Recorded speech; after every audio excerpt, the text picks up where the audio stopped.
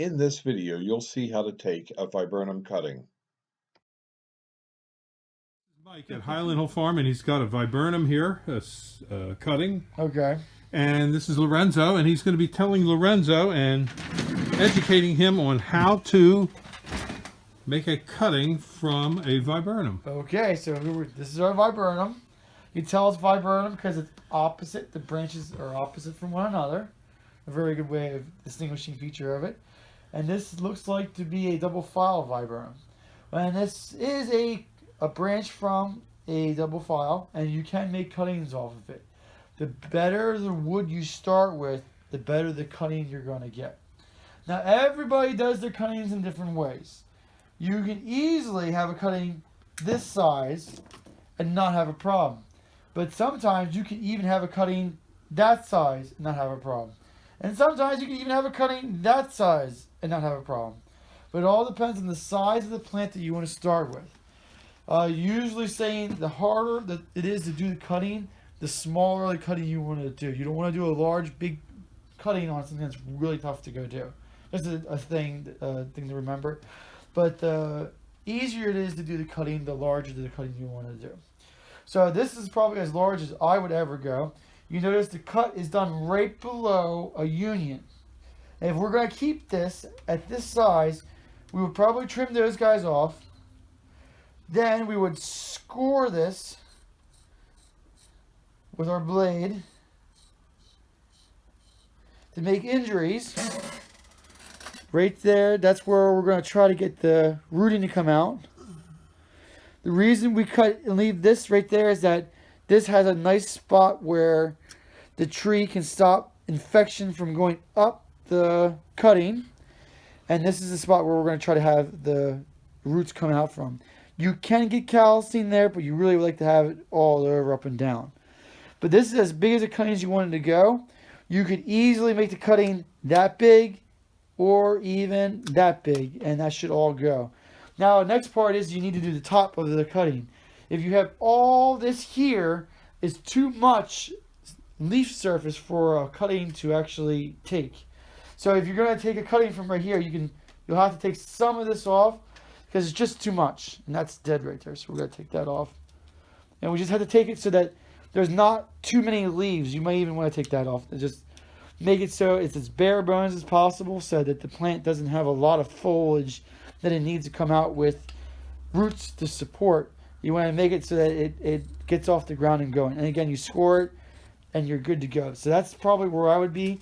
And even if you wanted to, you could probably even take some more off. It all depends on what the room that you're going to have them put into and how well you're going to take it. But you want the system to work. You want the leaves to be as high up as you want. You don't take the leaves off the top, you take the leaves off the bottom.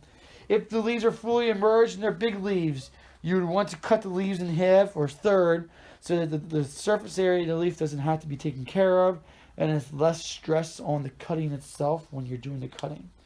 Then you take the cutting, and my dad has the root hormone, and there's a couple of different types of hormone. We'll see what this one is. This is more of a powder that's a little wet, but then whatever, it's fine. We actually dunk this in water first.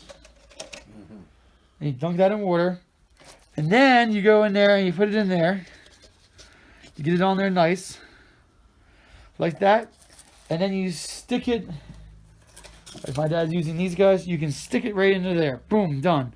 Now, if you're gonna do that, that's called a direct stick. That means you're directly sticking it into the pot you're going to try to sell it in or transplant it in.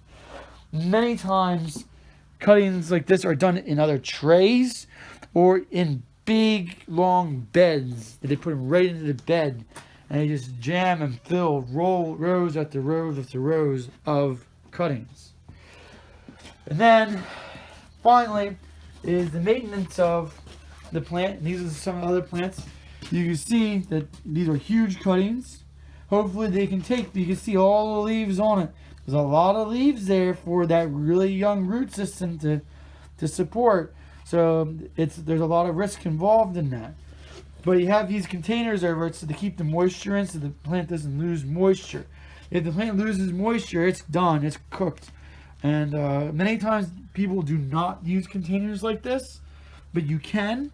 In commercial settings, they usually use overhead irrigation to spray a mist over the leaves to keep the humidity as high as possible so the plant does not lose moisture.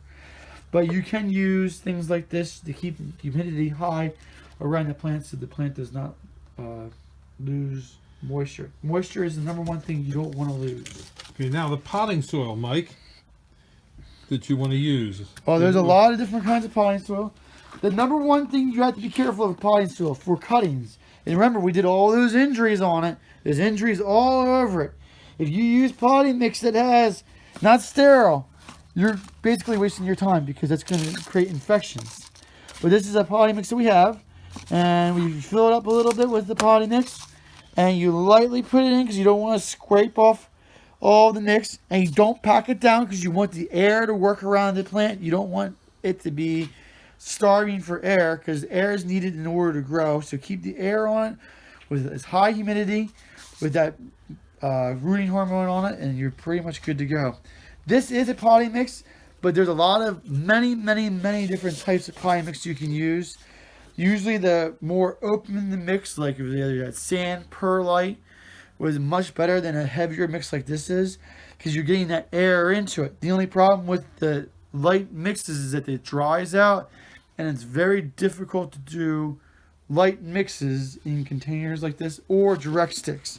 Direct sticks are not used with perlite or sand. The direct sticks are usually used with other ones. And then we put this over to try to help hold the humidity in. But that's as long as you keep humidity on it, you're pretty much good to go.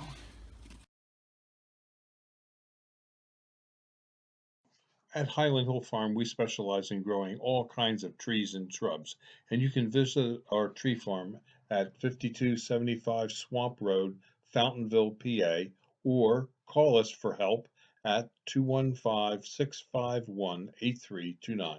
We do deliver and plant our trees and shrubs in New Jersey and Pennsylvania, and we ship some by UPS across the nation.